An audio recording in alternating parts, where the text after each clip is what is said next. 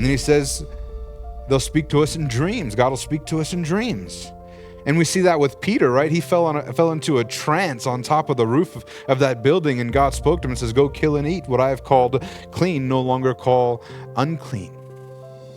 And for me personally, I have experienced this. Before I planted the church, God came to me in a dream.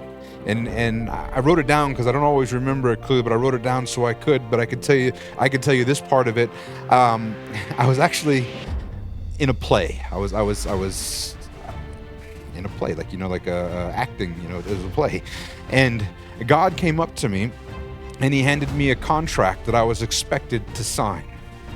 So God's saying, I have a role to play, and here's your contract. And when I had to sign it.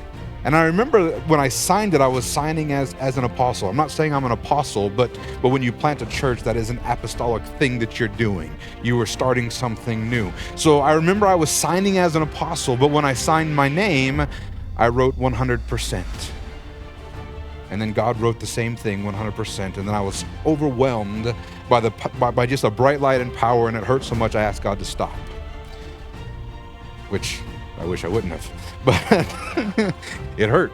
So it turns out that we're not equipped to handle God's glory. But this happened 3 times, and I signed my name 100%. And here's the thing. I've experienced this dream. I've also experienced when you don't live up to what it says, because there's been times in my life, some of it just recently, where I wasn't giving 100%. But that time has passed.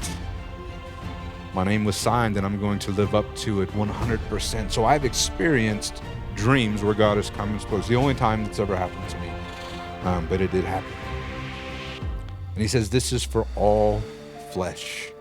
How many of you know that I'm not unique? This is open to all of you as well. God says He's going to pour His Spirit on all flesh.